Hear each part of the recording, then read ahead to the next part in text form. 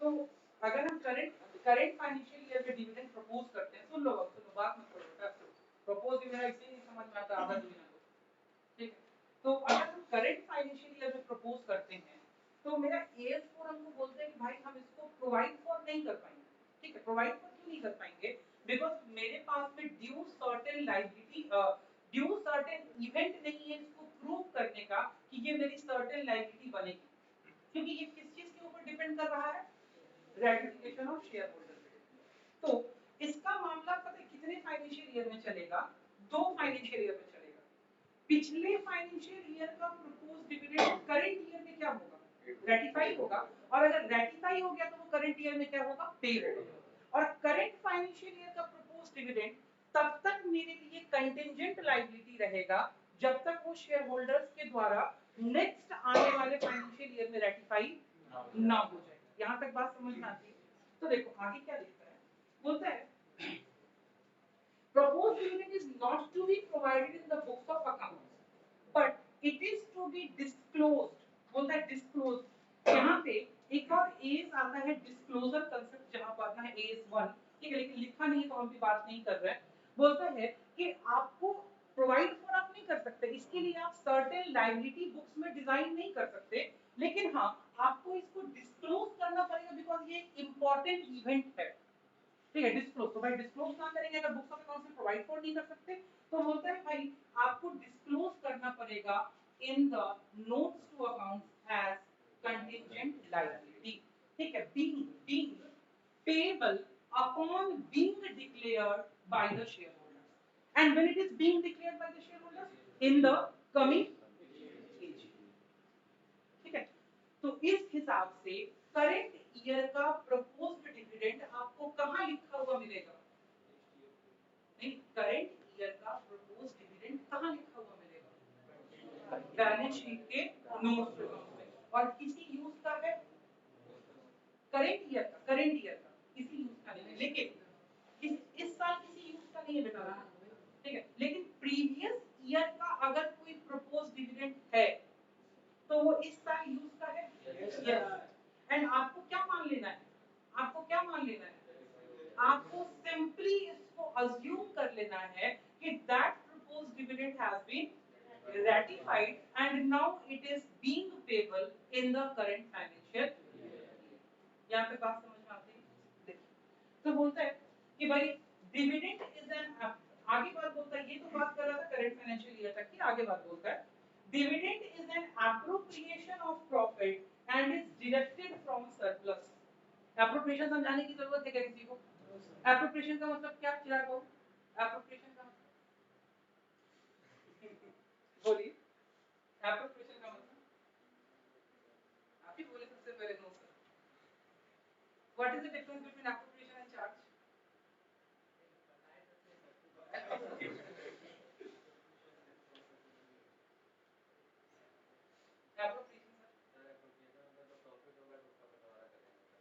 जब प्रॉफिट होगा तो बंटवारा करेंगे, चार्ज का मतलब जब प्रॉफिट नहीं होगा तब भी बांट देंगे। हां, तो dividend is an appropriation, dividend हमेशा एप्रोप्रिएशन, अच्छा डिविडेंड का भी चार्ज हो सकता है क्या? डिविडेंड का चार्ज हो ही नहीं सकता। डिविडेंड हमेशा आपके लिए क्या होगा? एप्रोप्रिएशन होगा and is deducted from surplus, that is balance of profit and loss से ये पैसा क्या किया जाता है? डिडक्ट किया जाता है, ठीक है। बोलते हैं that is balance of statement of profit and loss in the notes to accounts on reserve and surplus in the year it is paid. जिस साल ये पे किया जाता है, तो ऑब्वियस सी बात है अगर बेटा इस साल में पे किया जा रहा है तो किस साल वाला पे किया जा रहा होगा? क्या इस साल वाला इस साल पे किया जाएगा? कब पे किया जाएगा? अच्छा, अगर मैं बोलूं कि इसका प्रॉफिट एंड लॉस पे इफेक्ट आ सकता था, मतलब मैं ये बोलूं आपको है नहीं ऐसा, मैं आपसे सवाल कर रहा हूं ताकि आपको क्लैरिफाई हो जाए वो चीजें। अगर मैं 1 मिनट के लिए ये बोल दूं कि करंट ईयर का proposed dividend is not a contingent liability, मैं ये बोल दूं कि करंट ईयर वाला प्रपोज्ड डिविडेंड कंटिंजेंट लायबिलिटी नहीं है, तो आप क्या कीजिएगा?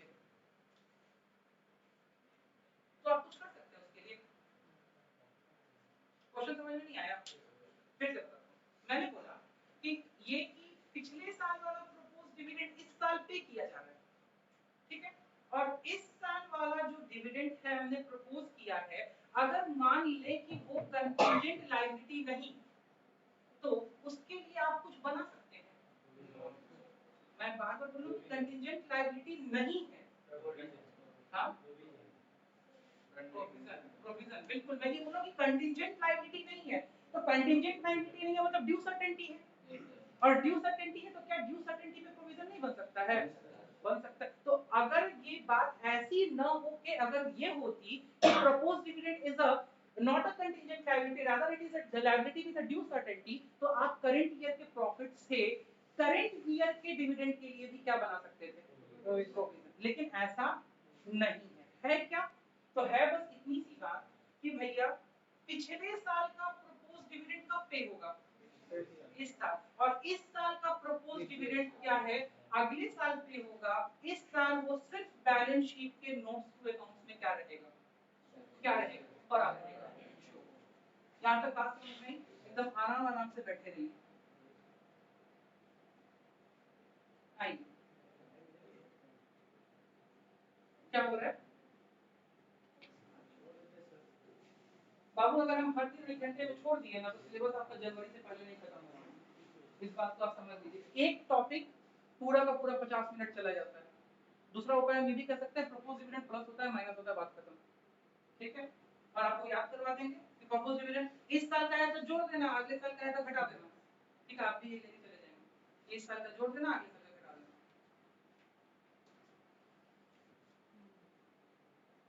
इसीलिए थोड़ा सा पेन लीजिए। अब आइए, अब आपको ये समझ में थोड़ा थोड़ा आएगा।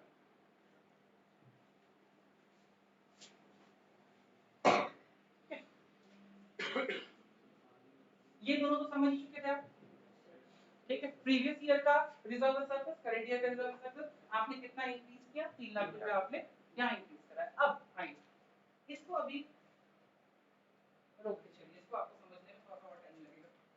Dividend proposed for the year ended 31 March 2019, previous year का डिविडेंड प्रपोज कितना, 3 lakh, and dividend proposed for the current year 3,50,000, ठीक है। तो जो dividend proposed for the current year है, बताइए वो मेरे लिए क्या है, कंटीजेंट लायबिलिटी है। कहां पकड़ेगा जगह, नोट्स टू अकाउंट्स में। क्या बुक में प्रोवाइड फॉर किया जाएगा, नहीं प्रोवाइड फॉर किया जाएगा। मतलब ये 3.5 लाख रुपया मेरे काम का फिलहाल नहीं है, ठीक, फिलहाल नहीं है, नहीं है, काम का नहीं है। लेकिन ये 3 लाख रुपया, ये 3 लाख रुपया कब का है बाबू, बताओ वर्ष कब का है ये डिविडेंड 3 लाख रुपया, 2019 मेरे लिए करंट ईयर की प्रीवियस ईयर क्या होगा ये वाला। इसको अगर अज्यूम करें तो क्या असम्पशन अभी बताया मैंने आपको, क्योंकि ये प्रीवियस ईयर का क्या था, प्रपोज्ड था, ठीक है। तो हम ये अज्यूम करके चलते हैं that this will be paid, that this will be ratified in the AGM of the current year, and upon being ratified by the shareholders this becomes a certain liability, this becomes a certain liability, and that liability will become, ये proposed से किस चीज में transfer हो जाएगा, final में, ठीक है। तो फाइनल में ट्रांसफर होगा तो गोली चलेगा, अभी तक प्रपोज चल रहा है, ठीक है। तो भाई अब क्या होगा, इसके लिए कंपनी क्या करेगी, इसके लिए कंपनी क्या करेगी, बोलो विशेष, पहले पे नहीं करेगी, बोलो किशोर क्या करेगी, पहले प्रोविजन बनाएगी और फिर, ठीक है। पहले इस प्रपोज को किस चीज में ट्रांसफर करेगी, समझो, पहले प्रपोज को किस चीज में ट्रांसफर करेगी, इसको एक दूसरा नाम देगी, बोलो ना भाई, दूसरा नाम फाइनल। पहले इस प्रपोज का नामांकन चेंज होगा, इसको पहले क्या बनाएगी, फाइनल, और फाइनल बनाने के बाद इसको क्या करेगी, पे करेगी। अब ध्यान से देखना, जब पे करेगी तो प्रॉफिट क्या होगा, dividend paid is an appropriation, clear. तो डिविडेंड पेड अगर एप्रोप्रिएशन है भाई साहब, तो इसका मतलब पे करने के टाइम प्रॉफिट क्या हुआ होगा, कम होगा, घटा होगा। तो उसी प्रॉफिट को यहाँ देखो क्या कर रहा है, एड बैक कर रहा है, एड बैक कर रहा है, तो प्रॉफिट निकल के क्या आ रहा है। एक तो बाबू ये तरीका है, और दूसरा तरीका पिछले साल का प्रपोज डिविडेंड का जो भी बैलेंस होगा प्रॉफिट में जोड़ देंगे, दोनों से आप कहाँ पहुंचेंगे 6 लाख। ठीक है, और इस तरीके से क्या सब क्वेश्चन नहीं बनेगा, जो दूसरा वाला तरीका था हर क्वेश्चन बनेगा। ठीक है, लेकिन समझ ये समझे थे हम लोग सीए की करने में, उससे पहले हम भी पिछले साल का प्रपोज डिविडेंड जोड़ देते हैं। हम बोले ना नाम नहीं ले रहा है,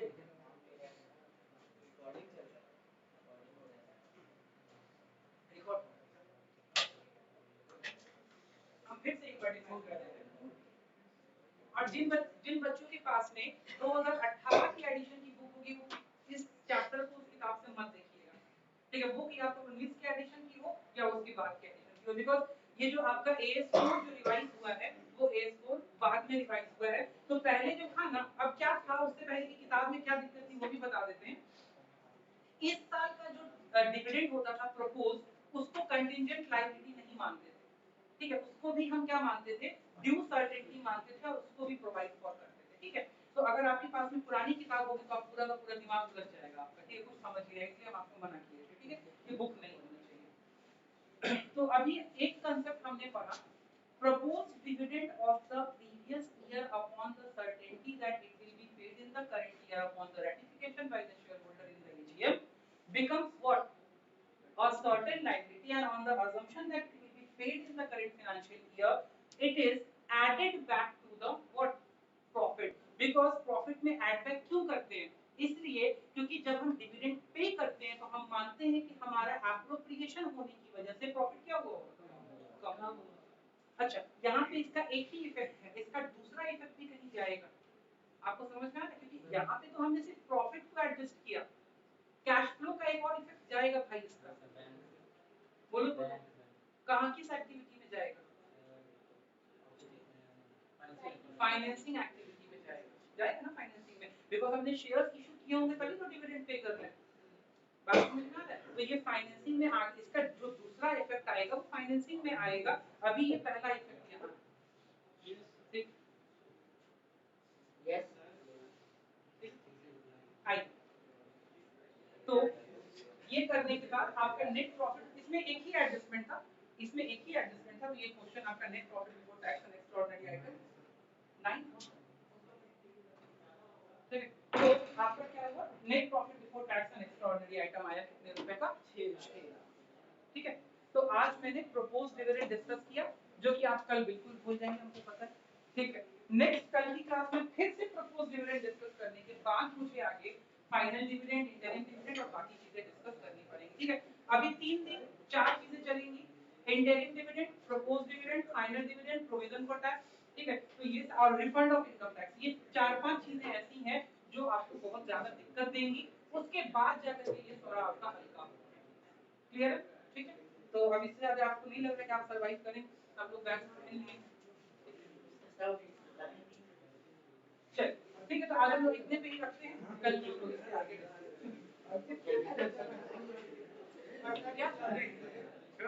निकलिए